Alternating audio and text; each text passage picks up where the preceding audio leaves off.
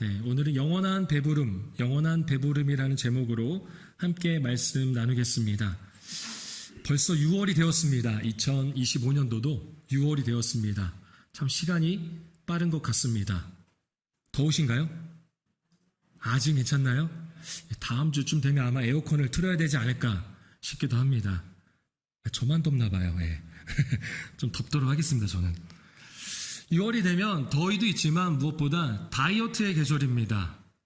6월이 되면 많은 사람들이 다이어트를 합니다. 다른 사람 보기에 또 내가 나를 보기에 만족스러운 몸매를 만들려고 하죠. 하지만 중요한 것은 건강한 몸을 만들고 유지하는 것입니다. 보기에 좋은 몸도 중요할 수 있지만 무엇보다 중요한 것은 건강한 몸을 만들고 그 몸을 유지하는 것입니다. 아름답고 건강한 몸을 만들기 위해서는요, 가짜 배고픔과 진짜 배고픔을 구별할 수 있어야 한다고 합니다. 네, 표에 보시는 것처럼 이렇게 나와 있습니다. 가짜 배고픔, 진짜 배고픔. 진짜 배고픔은요, 시간이 지날수록 배고픔이 점점 더 커진다고 합니다. 그리고 배에서 어떤 소리가 나죠? 예, 그래도 2부에는 다 꼬르륵이라고 하시네요. 1부 때는 쪼르륵이라고 하시는 분이 있어가지고, 그래서 존중해 줬습니다. 예, 뭐 쪼르륵 소리가 날 수도 있죠. 예, 그분이 듣기에는 쪼르륵이라고. 그래서 어쨌든 쪼르륵 또는 꼬르륵 배에서 소리가 납니다. 그러면 진짜 배고픔입니다. 또 기력이 떨어지고 어떤 음식을 먹든 다 먹고 싶어진다는 겁니다. 진짜 배고픔은요. 중요한 것은 음식을 먹은 후에 진짜 배고픔은요, 행복하고 만족스럽다고 합니다. 반면에 가짜 배고픔도 있습니다. 이 가짜 배고픔은요, 시간이 지나면 사라집니다. 사라져요. 그래서 떡볶이, 초콜릿, 아이스크림, 치킨, 피자 등등의 어떤 특정 음식이 막 떠오른다는 거예요. 그런 특정 음식만 먹고 싶다라는 생각이 든다고 합니다. 그리고 식사를 한 지 3시간이 채 지나지 않았는데도, 소화가 다 되지 않았는데도 여전히 배가 고프다라는 거예요. 가짜 배고픔입니다. 가짜 배고픔은 스트레스를 받았을 때 배고픔이 심해지고요. 중요한 것은 음식을 먹어도요, 공허한 기분이 든다는 거예요. 그런 경우 있어요, 없어요? 배고파가지고 허기가 진 것 같아서 막 먹었는데도 채워지지가 않는 거예요. 가짜 배고픔이라고 합니다. 혹시 여러분들 배가 고프십니까? 배 고플 때가 되지 않았나요? 아침 식사를 안 하고 오셨으면 지금쯤 배가 고프실 겁니다. 진짜 배고픔입니까? 아니면 가짜 배고픔입니까? 오늘 본문은 우리가 잘 아는 오병이어의 기적 또는 오병이어의 이적이라고도 합니다. 예수님께서 보리떡 5개와 물고기 2마리로 진짜로 배고픈 사람들 5,000명을 배불리 먹게 하신 일이 소개되어 있습니다. 여기서 5,000명은 전쟁에 참여할 수 있는 남자 장정만 센 수입니다. 여자와 어린아이까지 한다면 약 15,000명에서 2만 명 정도가 된다고 볼 수 있습니다.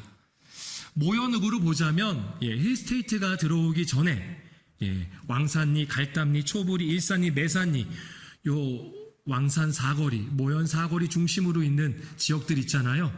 요 지역들의 인구를 다 합친 것보다 많습니다. 그러니까 우리로 표현하자면 모연에 있는 사람들 다 모였다라고 생각하시면 돼요. 그렇게 모였습니다. 그리고 저녁이 되었습니다. 진짜 배고픔이 시작됩니다. 배에서 어떤 소리가 나죠? 꼬르륵 소리가 납니다. 뭐라도 먹고 싶습니다. 물을 마셔도요, 여전히 배가 고픕니다. 이때 예수님께서 제자인 빌립에게 물으십니다.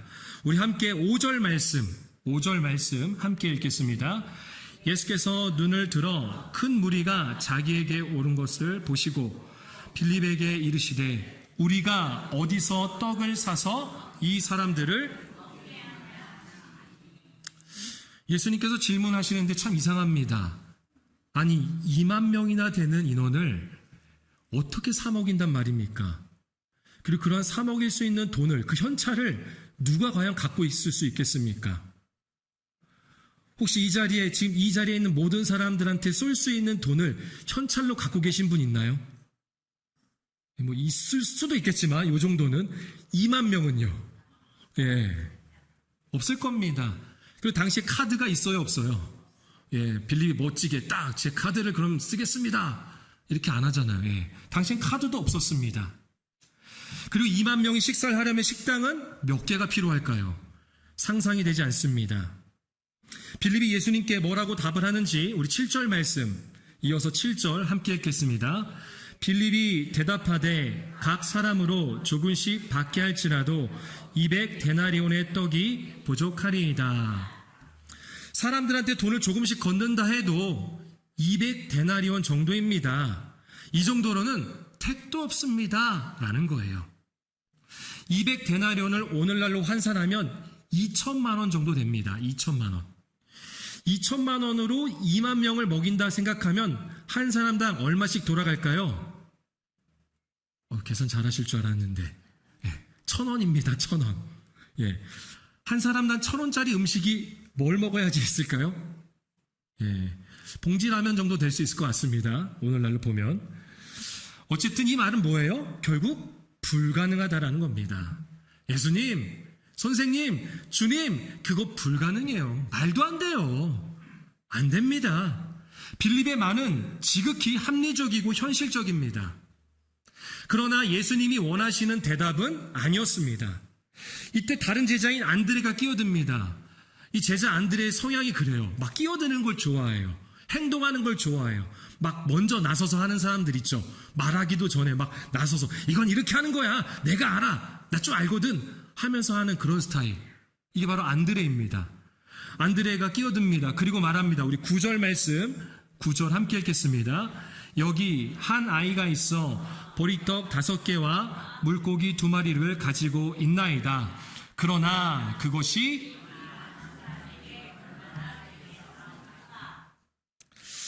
저는 이 안드레의 말이 너무 치졸해 보입니다. 되게 유치하고 치졸해 보여요. 어떤 분들은 이 오병이어를 생각하면서 한 아이의 이 작은 섬김이 온전한 헌신이 결국 이 많은 사람들을 배불리 먹게 하는구나. 저 작은 헌신 나도 드려보자 라고 하는데 사실은 성경 어디에도 그런 내용은 없습니다. 오병이어는 우리가 읽은 요한복음에도 있지만 사실은 사복음서, 마태복음, 마가복음, 누가복음, 요한복음 이 사복음서에 다 실려 있어요. 그만큼 굉장히 중요한 내용이라는 겁니다. 그런데 그 사복음서 어디에도 이 아이가 자신의 모든 것을 헌신했다라는 내용은 없어요.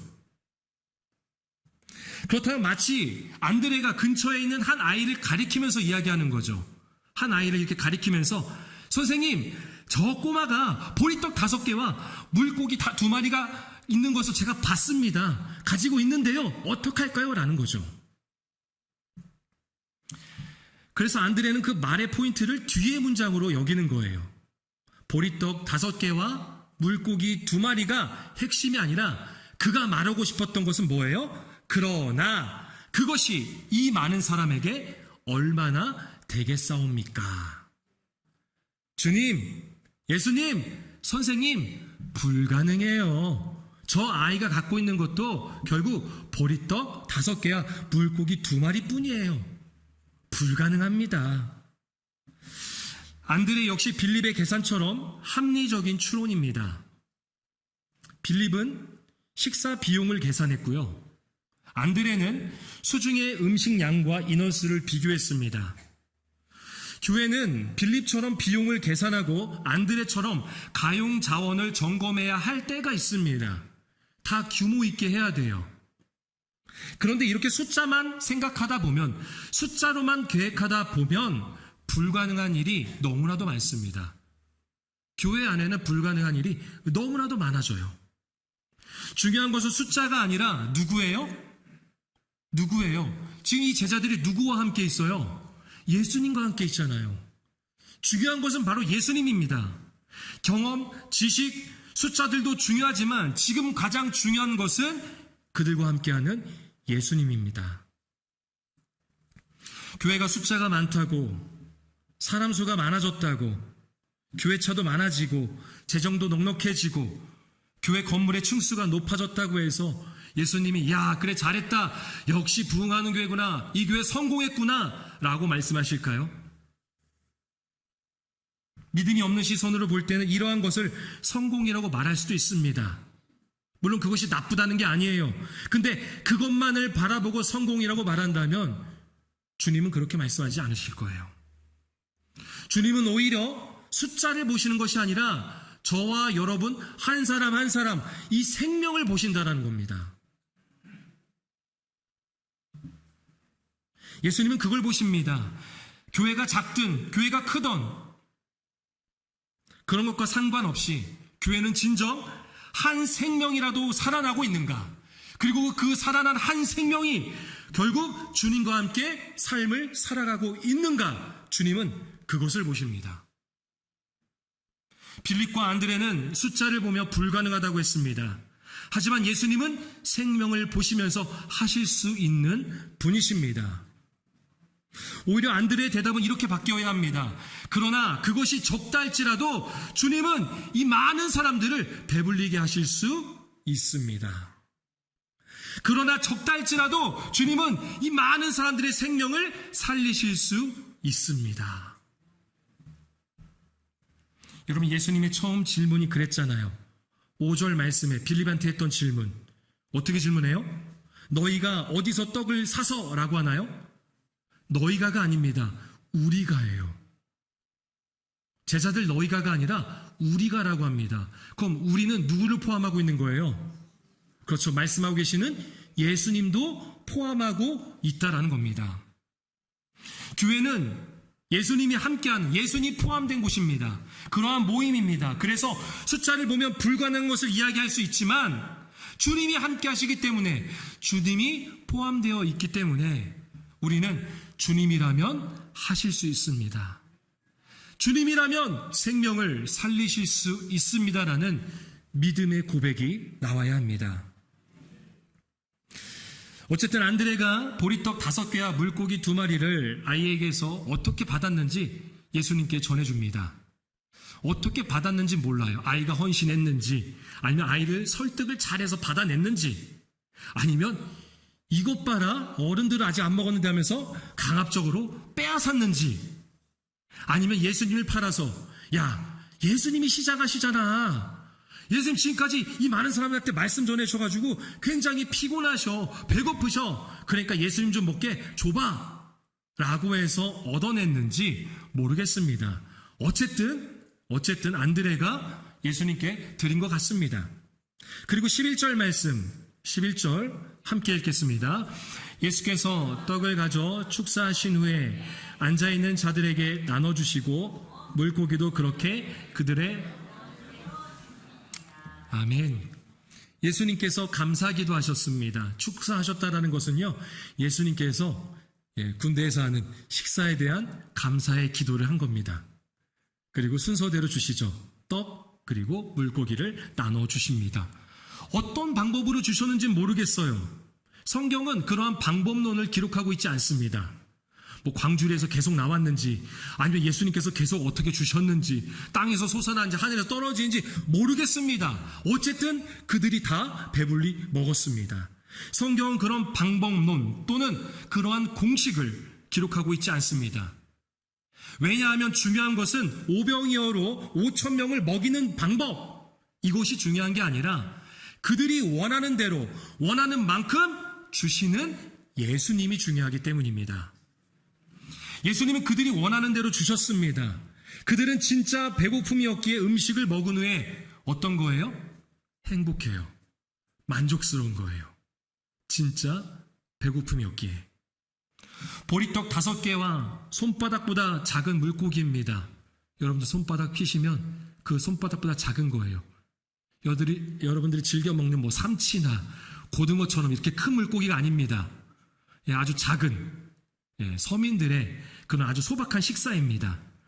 무엇보다 어린아이가 먹을 정도면 얼마나 작았겠습니까? 그런데 그 작은 음식이지만 예수님이 이적을 행하셨기 때문에 맛있습니다. 모두가 행복하고 기쁩니다.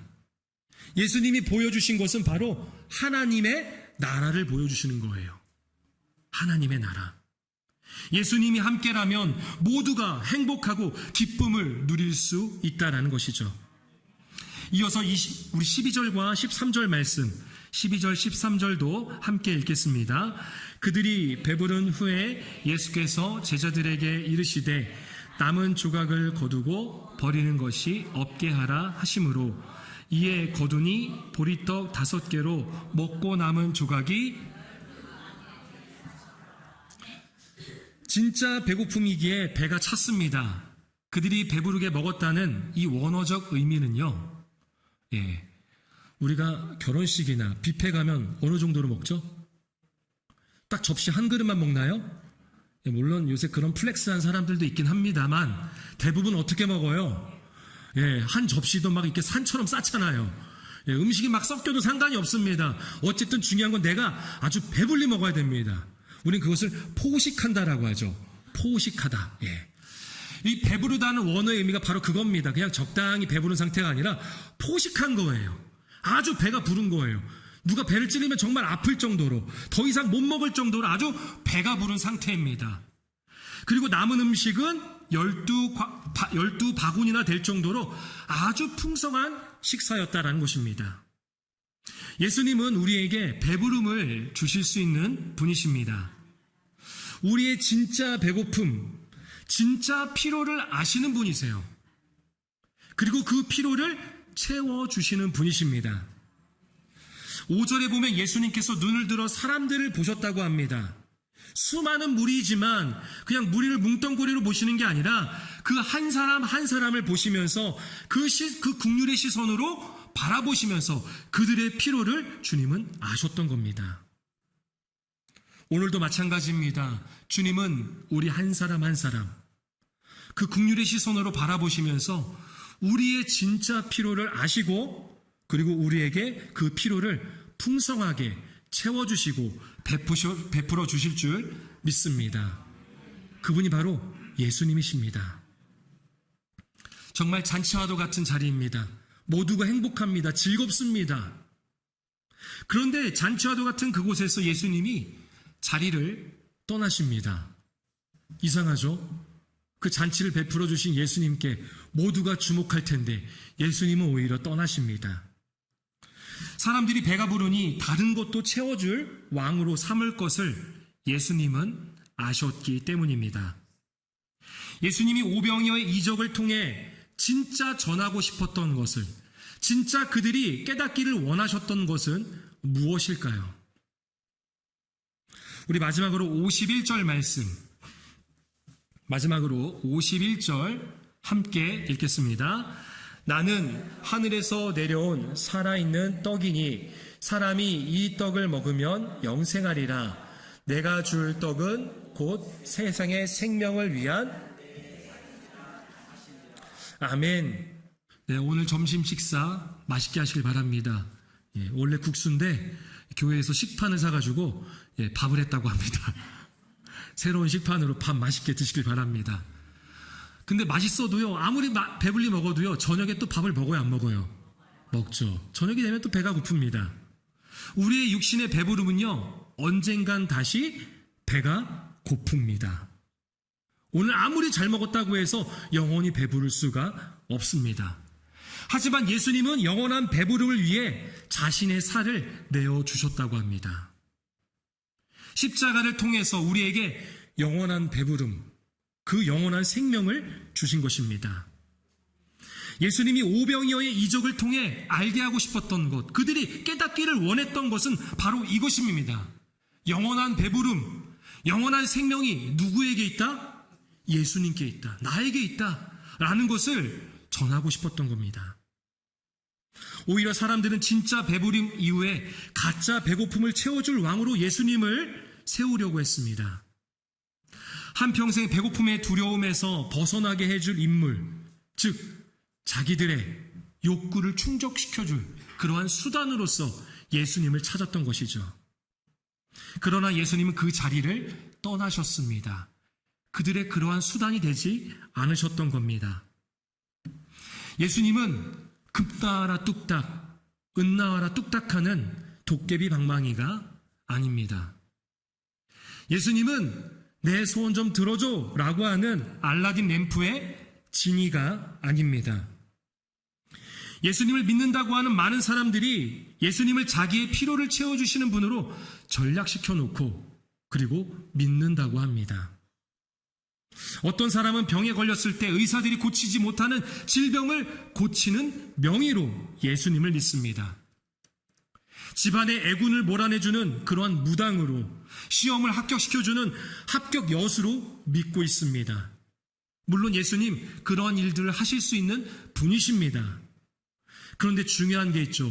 예수님 우리에게 무엇을 주셨어요? 이미 영원한 배부름인 영원한 생명을 주셨다라는 겁니다.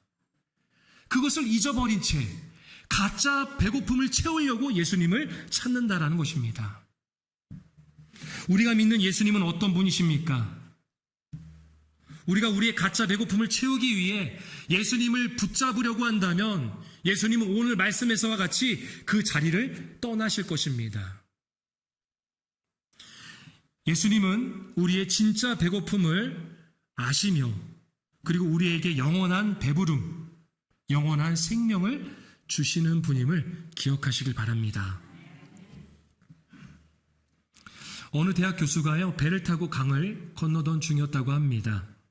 강을 건너던 중에 이 교수는 사공에게 묻습니다. 혹시 과학과 수학을 할 줄 아십니까? 뱃사공은 대답합니다. 아니요. 교수는 대답합니다. 그렇다면 당신은 인생의 3분의 1을 잃은 것입니다. 한참 후에 교수가 다시 묻습니다. 철학과 역사와 문학에 대해서는 아시나요? 아니요. 제가 그런 걸 어찌합니까? 그렇다면 당신은 인생의 3분의 1을 또 잃은 것입니다. 조금 후 갑자기 나룻배가 급류에 휩쓸려 전복될 위기에 처했습니다. 이번에는 사공이 교수에게 묻습니다. 혹시 수영을 할 줄 아십니까? 교수는 말합니다. 아니요. 사공이 대답합니다. 당신은 인생 전부를 잃은 것입니다. 이 우스꽝스러운 이야기는 결국 지식보다 중요한 것은 생명이라는 것을 말해줍니다. 우리는 매일 그리고 순간마다 TV, 유튜브, SNS 또는 사람들의 말들을 통해서 지식을 계속해서 쌓습니다. 지식을 얻어요. 내 안에 채웁니다. 물론 그 지식도 중요하지만 그보다 더 중요한 것이 뭐라고요? 생명입니다. 여러분들의 생명이요. 나의 생명입니다. 예수님도 말씀하셨습니다. 만일 사람이 천하를 얻고도 자기 목숨을 잃으면 무슨 소용이 있느냐? 이 땅에서의 지식만 채우며 삶의 허기를 채우려 했던 우리를 위해 예수님이 오셨습니다. 영적 허기가 진 채 살아가던 우리를 위해 예수님은 자신의 살을 찢기시고 피를 흘리심으로 우리의 영적인 허기를 채우셨습니다. 영원한 배부름, 영원한 생명을 우리에게 주신 것입니다. 자신의 생명을 내어놓으면서까지. 말씀을 정리합니다. 돌아가신 옥하는 목사님의 하나님 사랑의 승리라는 책의 일부를 제가 읽도록 하겠습니다. 환자를 위해 자기 신장을 떼어준 목회자를 만난 일이 있습니다. 그 사람의 첫 마디가 그래요. 내가 신장 떼어주어 다시 살아난 그 환자를 날마다 생각합니다. 그 사람하고 전화하면 시간 가는 줄 모르고 이야기합니다. 왜? 생명을 같이 나누었으니까. 그리고 내 신장을 이식받아 살아있는 그 사람을 생각하면 마음이 그렇게 기쁠 수가 없습니다. 생명 하나 살렸다는 그 기쁨이 내 속에서 사라지지 않습니다. 생명을 함께 나눌 사이는요, 쉽게 끊어지지 않습니다. 아주 깊은 사귐이 있게 되는 것입니다. 마음과 마음이 통하고요, 생각과 생각이 통합니다. 감정이 서로 통합니다. 엄마와 자식은 그렇게 생명으로 이어진 관계잖아요. 통하는 게 있잖아요. 묘하게 통하는 게 있어요. 말하지 않아도 아는 것들이 있습니다. 생명을 통한 교류가 바로 그런 것입니다. 예수님은 우리를 위해 신장만 떼어주신 분이 아닙니다. 예수님은 자기의 생명 전체를 우리를 위해 내어주신 분입니다. 그렇기 때문에 그 생명을 통하여서 영원한 생명을 얻은 우리는 예수님과 교제할 수밖에 없습니다. 예수님과의 영원한 교제가 일어날 수밖에 없습니다. 가짜 배고픔을 채우기 위해 예수님을 찾는 것은요, 예수님을 모르는 거예요. 영원한 생명을 가진 자가 해서는 안 되는 모습입니다. 우리가 예수님을 통해서 영원한 생명을 가졌다면 우리는 예수님과의 영원한 교제를 할 수 있어야 합니다. 그 교제를 기뻐할 수 있어야 합니다. 그 교제가 오늘 이 예배 시간으로 끝나는 것이 아니라 오늘 나아가는 여러분들의 삶의 현장 가운데서도 예수님과 교제하고 그것을 기뻐하고 즐거워하며 또 다른 이들에게 증거하는 저와 여러분들, 영원한 배부름, 영원한 생명을 가진 자가 되시기를 소망합니다.